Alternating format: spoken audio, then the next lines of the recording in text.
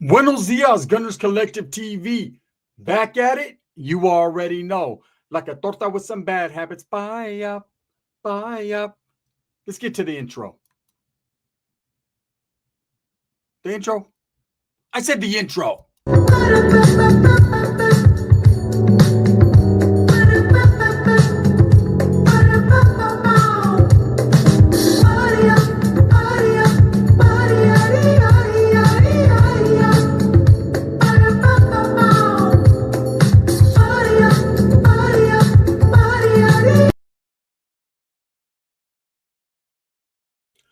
I'm sorry, my introing wasn't introing. I don't know what was going on, right? But welcome back to the channel. And if you haven't already hit that like and subscribe button, make sure you go ahead and do that. Put your notification bell on also. That way you're directing the direction of the dope content that the gun stays kicking. And I appreciate the support, right? So what the hell's going on in Southern California? It never rains in Southern California. Yeah, it does. They lied like a motherfucker. Tony lied about that one. Truth is, man, that it rains a lot in Southern California, and bombs are getting rained down in Southern California. And little Grifo got knocked up out of his Cortezes, right? He got knocked up out of his Cortezes, man. He got bombed on over the weekend, and it's unfortunate that, you know, people can't move the way they want to move. But hey, you got to be aware. You got to be up to par. You got to know your surroundings and where you're going. Now, that doesn't mean just because you know where you're at or you know where you're going, you're going to be safe all the time or something's not going to pop off. Because nowadays, with locations, with addy drops, with all these different things that are going on, people are following you on social media and they know everywhere you're at and everywhere you're going to be. And that's a scary situation if you really think about it, man, because they have, you know, the wherewithal to know exactly what it is, man, and they could pull up and plot and plan. And in this case, little Grifo, the Southern California rapper from San Diego, got knocked up out of his motherfucking red bottoms, straight up, right? Now, I seen the video. I can't show it to you guys because of YouTube policy, right? But I'll just say this, from the actual video that I seen, the angle I seen, that vato got Clubber Langed. He got Apollo Creed. He got Rocky Balboa, right? I seen this vato standing straight up and then falling straight back. So whoever clipped him, whoever caught him, they caught him right on the chin bone. It was connected to the ground bone, and then that was that. You know what I'm saying? It was thuggish, ruggish, for reals, real bone. You know, this guy Grifo just got out of prison less than a year ago. Got out, feet to the boots to the ground, running, took off running straight back into the rap scene that he was once part of. He did everything he said he was going to do upon his release from prison. You know, he did his time. He went in there. He functioned actively, allegedly, paroled off a GP yard, man, which is commendable in the state of California because that's actually hard to do. You know, let's keep it real. There's a lot of people that sit here and talk all that shit. Oh, man, I paroled off a GP yard. And later on, you find out that they paroled off a level 2 50-50 yard or a SNY yard. And that's just the facts. It doesn't mean they're punk or they're scared. But, you know, things happen. It's very hard to be an active gang member or associated with the group or gang and to go into the California prison system and make it unscathed. Now, of course, you go to a level 1, level 2 facility, you have better action at getting out. You go to a level 3, level 4, man, it's a little bit more trickier, right? So I commend everyone that goes in and does their time properly and gets out. I don't care what yard you parole off of. But in this case, little Grifo did parole off an active general population yard. Allegedly. So far, so good, what we hear, right? But since he got out and he started to affiliate and associate with OTR Records, now, for those of you that don't know, we do know that he was associated or was with, at one point in time, GT Digital. Now, GT Digital, shout out GT Digital, man, still making moves, still making power moves, wearing shower shoes, still putting paint where it ain't, right? You know, the CEO, Goto's over there, he's navigating a smooth ship. But one thing I will say for sure is him being from Northern California and having a lot of interaction with the Norteño movement and Norteños, you would always hear these whispers when these rappers from Southern California were getting to the bag with toes that there was some shenanigans going on, that there was some bullshit. People didn't know how to separate business from gangs. You need to learn how to do that if you're going to be in the game, first and foremost. But Grifo at one point in time was hooked up with the CEO of GT Digital, Gotos, and was functioning out there with GT Digital. I don't know if he was signed to their label or their brand, but he was definitely rocking for a minute. So there was a little bit of controversial things being said about Grifo because he's from San Diego, Southern California, before he went to prison. Now, obviously, that didn't taint his time, meaning that didn't touch him in there. If he paroled active off a GP yard, that means that news never got there and never resonated with those who it should have resonated with, right? That means he never got checked for hanging around with the Norteño. Nor would I feel when it's a business deal, anyone should check him, because at the same time, it's not all about the 90s gangbanging, blue and red and Crip and blood and north and south. Nowadays, it's about green. It's about money. It's about business. So Grifo definitely went into prison under some unusual circumstances as far as would he be checked. A lot of people were talking about it, and he did his time with the Southern car. Respectful, right? So he gets out, gets right back to the music, starts associated with OTR. In fact, lately I've been seeing his music, man, dope music. I've always liked Grifo's music. I truly believe, I'm a big fan of Little Weirdo as well, out of San Diego, the San Diego area. I believe those are the two dopest rappers coming out of the San Diego area when it comes to Mexicanos, right? Chicano music, fucking Southern California rap, whatever you want to call it. I call it hip hop, right? I don't like to put a label Southern, Northern, but it just is what it is. So when it comes to Grifo and Weirdo, I think they're two of the best out of San Diego. But what happens when you have two of the best from a same area? They don't see eye to eye. Now, Grifo's been associating and latched on to OTR records pretty heavy. In fact, I thought, and this is just before this song came out the other day, I thought Lefty Gunplay was going to be gone. I thought he was a thing of the past. I thought the fucking meth got him, right? The faces of meth, right? I thought it got him, and I thought, okay, OTR Records is smart. They signed a new dude who could rap good, right? And, he's got all the tattoos, got the look, looks similar to Lefty Gunplay. So they just moved on and got their groove on, right? And I seen Little Grifo making good music with them. So I thought, okay, they went from fucking Lefty, you know what I'm saying, to Little Grifo, right? But everything is not what it always seems. So when you have two rappers out of the San Diego area, like Little Weirdo and Little Grifo, bunch of littles around here. Where's Big Grifo and Big Weirdo at? I don't know. We know where Big Weirdo is. Wes Watson. We know where Big Weirdo is. He's in Florida waiting on you in prison. So these guys have had some bad interaction. I guess there's some beef. Now, from everything that I've heard, and I don't know these guys personally, but from everything that I've heard, Little Grifo is from a barrio. What barrio? It's not my fucking business to put out there, right? But he's from a neighborhood. He represents a certain faction while incarcerated. He's part of a group. He's from Southern California, Southsider shit, right? He's doing his thing. Now, as far as Little Weirdo goes, who's been caught up in a lot of controversial things, the disrespect of bands, of certain rappers from Northern California, the back and forth and the so on and so forth, right? But from what I hear, he's not associated. He might be associated with some gangs from Southern California just based upon his geography. But he's not part of a barrio, never been jumped in a neighborhood. I could be wrong, but this is what I hear. Okay, so basically he's a resident of the San Diego area, which ain't nothing wrong with that, man. That doesn't mean you won't knock a motherfucker's Q-tip out his ear, right? Which doesn't mean you won't knock a booger out his nostril. But it does mean that you are not associated, nor should you take upon the enemy of a group that you're not part of. So it always boggled my mind when Little Weirdo was going at it with Northerners, back and forth. I know he was having a beef with Swifty Blue as well, another guy from Southern California. It's pretty popular, right? The thing that tripped me out the most about it was, why are you beefing with dudes from up north? If they said something about you, then it's all good. Because I know for a fact, this is a fucking fact, 100% fact. I got a homeboy, good friend of mine, one of my best friends, right? He's out there in fucking Sanjo doing his thing. It's his birthday. And Avalta Duno shares the birthday with the homie. So they were in Milpitas. I think it was either Milpitas or Sunnyvale. Sunnyvale, they were out there partying, right? And at some club, and they were in the VIP section doing their thing, bottle service. And Duno and Little Weirdo were there too, partying. And there were some Northerners that were there, and they were lightweight tripping. They wanted to get off where they were mad at on Duno and Little Weirdo, but they weren't sure if these dudes were associated or affiliated with the Sur and all that, right? The San Jose area is dangerous. It's dangerous for everybody, north and south.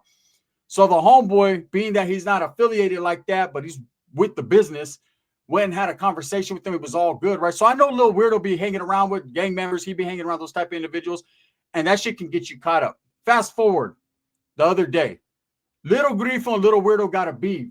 So it's being alleged that Little Grifo was at some type of party, or it looked like an outdoor a club, some type of fucking entertainment was going on. It was some type of, I don't know what you would call it, pop-up, dance, whatever. And luckily for his sake, security was on point.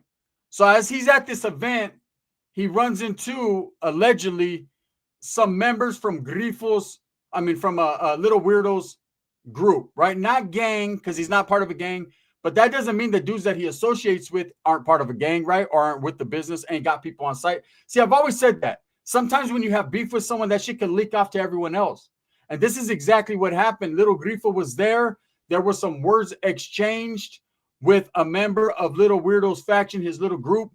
And Little Grifo took the brunt force of a motherfucking overhand right to the chinolio, right? He got knocked up out as fucking Cortezes. Okay, he got the Nike sign turned upside down. Swoosh! He got swooshed, right? It happens, though. You know, it happens. You can't look at, in a fight, it's not about the win or the loss column. It's about the pull-up. Okay, obviously, the guys on Little Weirdo side pulled up, right? And they pulled fucking Grifo's chin back. And that's it. So you see him in the video knocked out. And then you see a few more fists being thrown. And it's being alleged that his chain was snatched. Now, whoever's alleging that the chain was snatched, why do you guys always do that? This era is different. Why do people, okay, I understand it's a clout thing and it's like a gang thing and it's like a be cool thing to snatch somebody's chain. They feel that if they snatch your chain, then they dominated you or they punked you or something. Look, it's not hard to snatch a chain off a man that's already knocked out. Once you knock them out, this is the old school way. Let me tell you, the wind's blowing. Let me tell you old school. You haven't heard that in a long time. Here's the old school thing that we used to do. Boom, knocked out. Motherfuckers like us, man, anything you got, we don't want. This is some money falls out the little homie. Get that, right? But once you're knocked out, motherfucker gonna turn around and just walk away like it was that easy. That was the clout. That was the bad motherfucking shit right there, right? Nowadays, motherfucker want to knock you out. They want to stomp you out. They want to try to fucking dig in your pockets, putting your finger in your asshole, like all kinds of weird stuff. Then they want to go immediately to the internet and tell on themselves. Look, man, I did that shit. I got his chain, man. And whoever wants this chain, I need 12 racks or whatever they do. Or this shit's fake or whatever they do, right? To me, that's some new school shit. Like, I've never been into that. I don't pay attention to that when I see it. It's like, come on, bro. You know, you didn't knock the man out. You got him. What more? Why do you need to brag about it? It's not that serious. Now, as far as Little Grifo goes, this goes to show you can get caught lacking anywhere. This goes to show you all that gang stuff, all that being cool, all that tattoos, all that prison stuff, that don't mean shit. In fact, most of the dudes on the internet you see getting knocked out got a few head tats, right? I'm just telling you right now that gang banging doesn't prepare you for guerra, for war. Only you prepare yourself. Preparation just doesn't mean having hands. Preparation means having awareness, having respect, knowing how to treat people, knowing that you're beefing with someone in that area, man, and that they got friends and they got family, and maybe you disrespected them and they can't do something. Their hands are tied, but that don't mean their brothers are, right? That's why you don't disrespect people without knowing who the fuck they know. Because sometimes it's not what you know, it's who you know, right? And they might know a bad motherfucker that knocked on your boot heels, and exactly is what happened to Little Grifo. Now, a lot of people are making fun of him on the internet. Oh, that's what he gets. That's the 17th time he's been knocked out. Now, I had to do my research. Again, the wind's blowing. He's been knocked out on camera a few times. That just means his knockout bone has shifted, right? It went from left to right. This guy, it doesn't mean he don't have hands. It just means he gets caught in unpredictable situations quite predictably, right? He's getting beat up a lot on camera. But that's what happens when you're stunting from stunt for my daddy, you're stunting for your dad. That's what happens when you're stunting for cameras. When you always got cameras on you, when you want the attention, you want the clout, you want the limelight, you want that fucking familiarity with the people. You want fans and not fucking followers, right? You want respect for just being who you are, not what you're about. Then that's what's going to happen. You're going to get knocked the fuck out. Your pants are going to turn backwards and you're going to jump like crisscross. They're going to, the daddy Mac will make you jump because he's the miggity Mac daddy. And now you're the, you know what I'm saying? Look, when you're out and about and you're wearing gold chains and all that, you keep some hitters around you. I'm just saying, You know, them same homeboys that are at your house drinking pisto, that are in your rap videos, that are chilling with you, where the fuck are they at when shit pops off? Because obviously Grifo must be a loner, not a stoner, because everywhere he goes, he doesn't go high, he goes low. Boom, knocked out. You know, it's pretty amazing and crazy, right? I know a lot of people are saying it was Little Weirdo's entourage, someone from his group that did this. I don't know if that's true, but it does sound like, you know, it could be feasible. It sounds like maybe so. At the end of the day, what happens? Let me tell you what happens. Little Grifo gets dusted off and he tries again. But I'll tell you one thing, and this is a fact. That vault was very fucking lucky. Security was on point and they were there. Because from the video I seen, once he got knocked back, remember when Rocky fell like this in the movie? Boom. That fool did that backwards, right? You know, let me tell you guys a little story. I've told it before, man. I'm just going to give you a little snippet for those that are new to my channel, right? Thank you guys too. I appreciate you. I'm not here to talk shit and woof. I'm just trying to give some game, right? Not give up game, but give game. You know, I want to see Little Grifo be able to express himself and his talents and all that, man. But you got to stop fighting in public, bro, because eventually you're going to catch a case or someone else is going to catch a case or you're going to come up short. Bullets are going to start flying, man. And it's going to be unfortunate. You're going to ask is going to be right back in prison over a little internet beef with someone you'd probably be cool with if you guys really sat down and talked about it. You know, hey, San Diego's big enough for everybody, bro. You know, you guys are local rappers doing your thing. Come up together. Why does all Mexicans always want to fucking fight and argue and shit? Come up together, canalito. So that way you could win. Anyways, I'm locked up in prison. I'm walking with the homeboy from Stockton, Bishop, right? From Pilgrim Street. Me and him are mobbing. Around the yard. These two cellies, they were white dudes. Woods, right? They like to play basketball. But they'd play one-on-one. They didn't play with the brothers, brother, right? They'd play one-on-one, do their little basketball thing. And so there was a few other Woods right there standing, you know, watching their back, and they're playing, and they're gambling, but they're bunkies, they're cellies. So sometimes what goes on in the cell isn't what goes on the yard. You got to carry yourself with a little bit more professionalism on the yard, right? If you and your cellie become like brothers, you're like, we're good friends. You guys can clown each other, play a little bit. Some cellies, you know, they start calling each other the B word, the P word, or whatever, right? That's on them. I never was into that. But it's different from being in the cell to out there on the yard. So anyways, they're on the yard. They're playing basketball. It's getting a little aggressive. As we're hitting our laps, I'm starting to notice it's getting a little bit more argumentative. One thing about a yard like that in prison, right, is once you see people arguing or something, everybody's on alert. Everybody's aware. Everybody's watching, because something as simple as a disrespect between two individuals of the same faction could blow up to something big, because they might say something stupid that a brother might hear it, man, and then a Southsider might hear it, or a Northerner, and then fucking next you know everybody's fighting, all because two dudes fucking were sweating on each other. So as they're arguing, man, I hear it as we're right there by the basketball courts, man. We just happen to be in the right place at the right time, or maybe the wrong place. And I hear one of the guys say, bitch, right? Because he got fouled or whatever. The other dude turns around immediately, drops the ball and says, what's up, bro? Like, what's up? And now they're chest to chest, right? Now, before it could escalate, the other Woods are like, hey, you can't do that, brother. Brother, how you fuck? You're going to earn your letters, brother, right? And so they mob off to a corner. Now, everything in the tower can see pretty much everything, but there's a couple of blind spots in this particular yard, right? So they wiggle over to an area, a corner where they can get away with shit. They start throwing, well, they were going to start throwing them. So they're like, what's up with that? I'll be your, I got your bitch hanging, right? No, you don't. I seen your dick. It's small, right? And anyway, so they're doing that. And one dude just hits him. Boom. I seen that dude's eyes roll back and he fell like Little Grifo. Boom. State boots popped off and he died right there on the spot, right? The other dude immediately was in grieving for his fucking bunkie, his homeboy. He didn't mean to do that to him, right? He ends up getting arrested on the yard, going to the oil shoot, whatever he does, catches new charges. He's all day, every day. His cellie gets carted off, right? Yard down. I look at my fucking homeboy. He looks at me, and I'm like, damn, this shit is dangerous, bro. That motherfucker hit him hard. He hit him, but what happens, the back of the head hit the concrete, and that was that. So I say that to say this. You have to watch out when you're out there doing it, man. Something as simple as a little fight, you know, so you think you're going to knuckle up and catch that fade, man. You might not come back from that motherfucker. You might not come back. So the best thing is nonviolence. Go out there and do your thing. Now, this was probably not something that couldn't be prevented. It was just they were at the same place at the same time. It was in the air.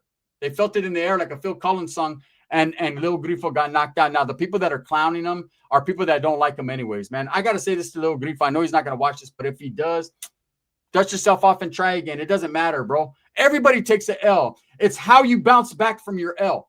All these dudes that only win on social media, they never take an L. Caca. Losers. You're not Terrence Crawford, motherfucker. Stop it, right? You know what I'm saying? Even Canelo lost. You say, no fucking me, mother. No fucking me horses? No. Okay, so all I got to say for Lil Grifo is he did get knocked out or at least dropped. I don't know about knocked. Everyone always, anytime you fall, oh, you got knocked out.